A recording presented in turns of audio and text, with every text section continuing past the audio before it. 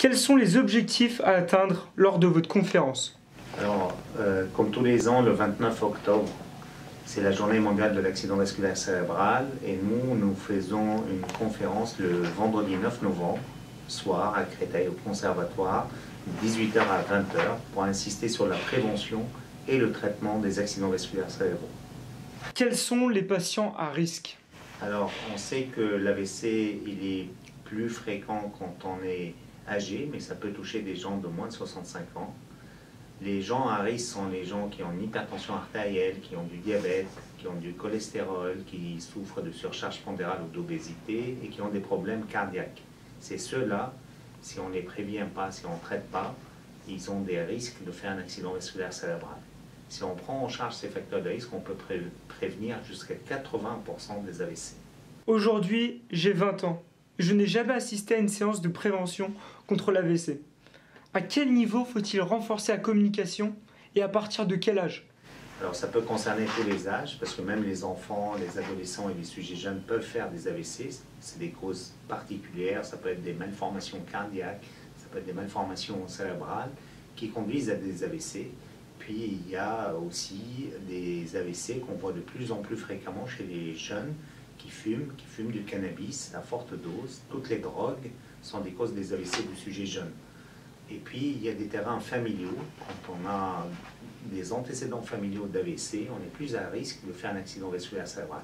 Donc la prévention, ça peut concerner tout le monde et ça peut commencer par une bonne hygiène de vie, le tabac, contre l'alcool, l'activité physique régulière. Tout ça, ce sont des facteurs de prévention et d'éviter l'accident vasculaire cérébral. La médecine avance-t-elle dans le domaine des maladies cérébrovasculaires? Il est clair que maintenant nous avons des traitements efficaces quand l'AVC arrive.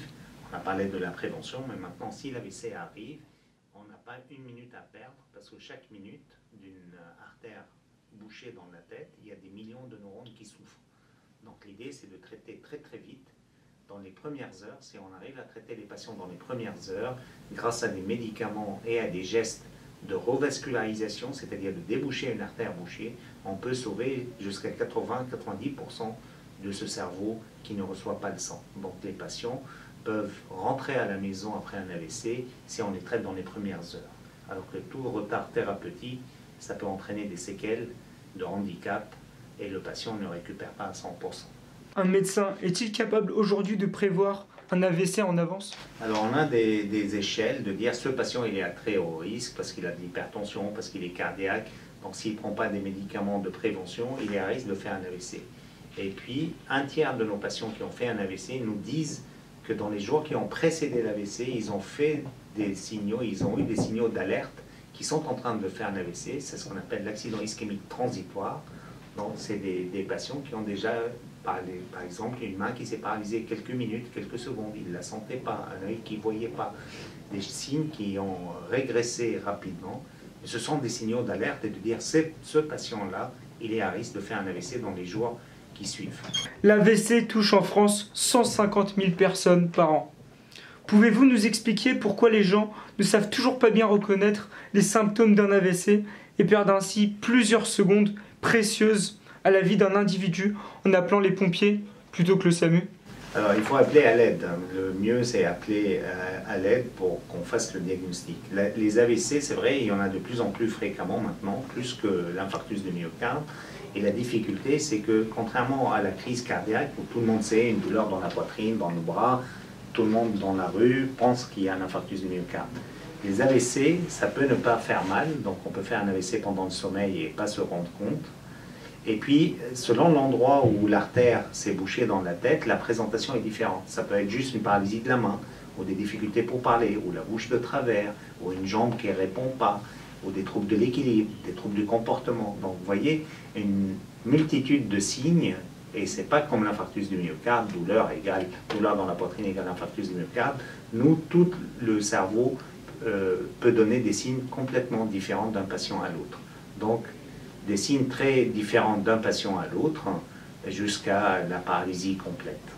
Pourquoi faut-il se rendre à Créteil le 9 novembre? Parce qu'on sera plusieurs de l'équipe pour vous montrer ce que c'est l'AVC, comment le prévenir quelles sont les personnes à risque et que faut-il faire s'il y a un AVC, comment réagir dans les premières minutes pour justement ne pas perdre du temps, et ce qu'on fait après l'AVC, quelle rééducation on fait, quelle réadaptation on fait jusqu'au retour à domicile, et comment faire que les 20% de récidive n'arrivent pas, qu'il n'y ait pas de nouvelle AVC après le premier AVC, donc toutes les mesures de prévention qu'il faut mettre en place. Sont concernés ceux qui sont touchés, tout comme... Surtout les personnes, oui, tout le monde peut être concerné, et pour aider le grand public de reconnaître les AVC et éviter la survenue de ces AVC.